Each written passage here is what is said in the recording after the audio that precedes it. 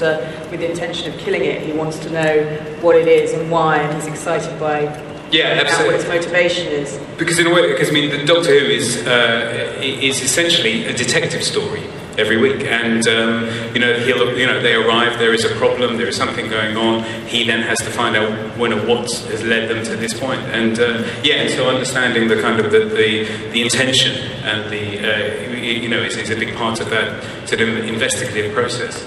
Presumably, though, in the coming episodes, maybe get some resolution to the whole astronaut kills the Doctor.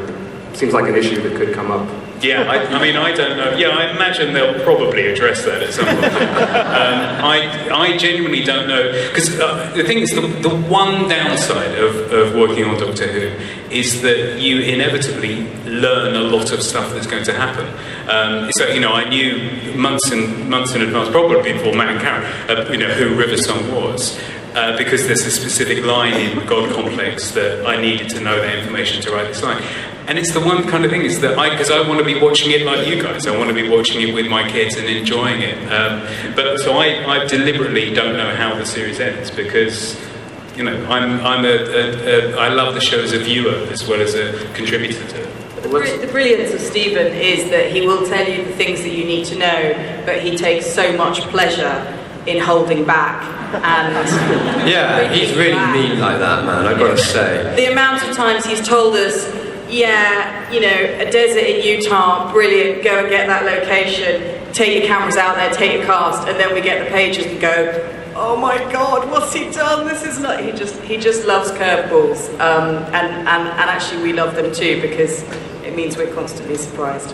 Well then, so Matt, when do we get to see the new ones? Well, actually, I think the next episode airs the 27th of August on BBC America. 9/8 Central, I think that's right. 9/8 Central, that's right, yeah? Yeah, thank you very much, lady in the front row. They don't have Central where you guys come from. No, just Greenwich Mean Time, I think it is. I have no clue what I'm talking about. But, and are we showing things? Yeah, what I want to do there, I suspect there may be some questions at some point. Indeed. But before we do that, can we show? Let's show a little clip of what maybe is coming up a little. Yeah. Okay. Yeah. Let's see.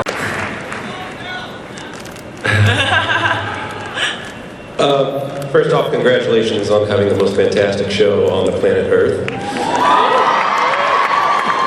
My question is, Doctor Who reaches so much further than television. There's books, radio, and then this last week, a band called Chameleon Circuit charted on the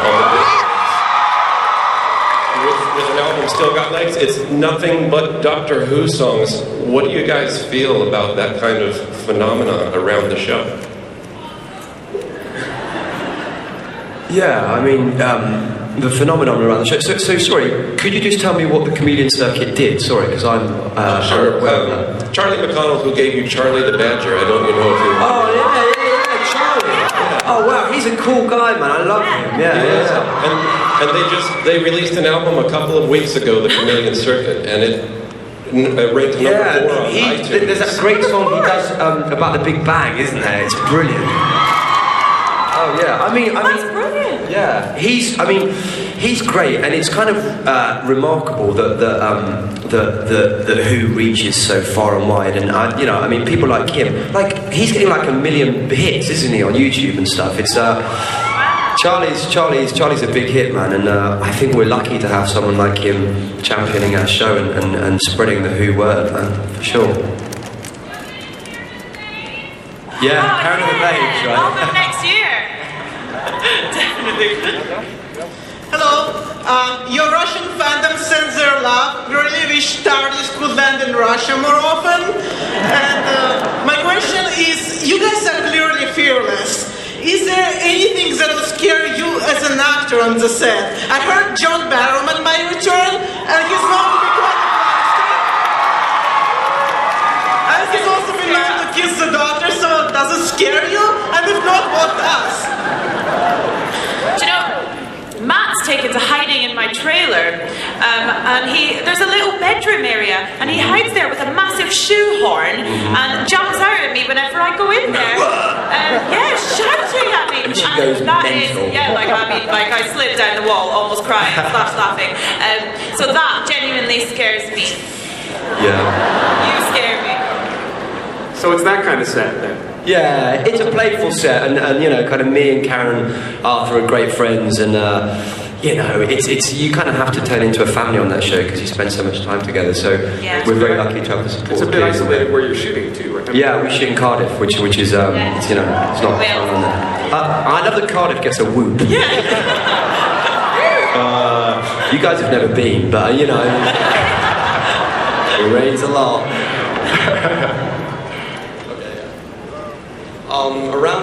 This question is for Toby. Around 1983, there was the 5 Doctor special. Is there going to be another one for the series?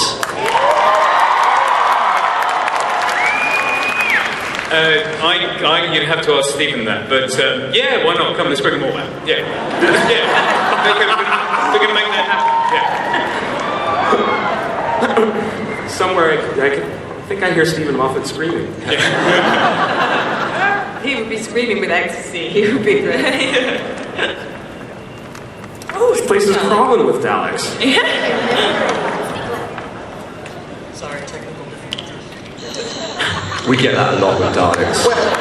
System restoring. Doctor, I have a question, but first I will exterminate the panel.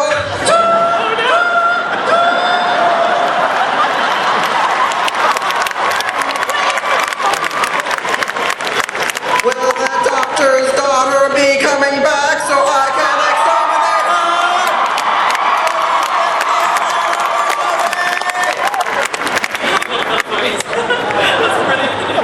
her? Could you hear that? Will the Doctor's daughter be coming back? Will the Doctor's daughter be coming back? Here's Beth. We've just had the Doctor's wife. I think she's their wives. Now listen, the Dalek's taking his hat off. Come on now. Nice too. That effect is actually better than the original ones from the old show. Who knows? Again, that's a Stephen Moffat question. He's the man that decides who's in and who's out, So you never know. I think the door is always open. Did she die at the end of that? No, Russell left her open. Oh, sorry. No, she survived. And then she married the Doctor.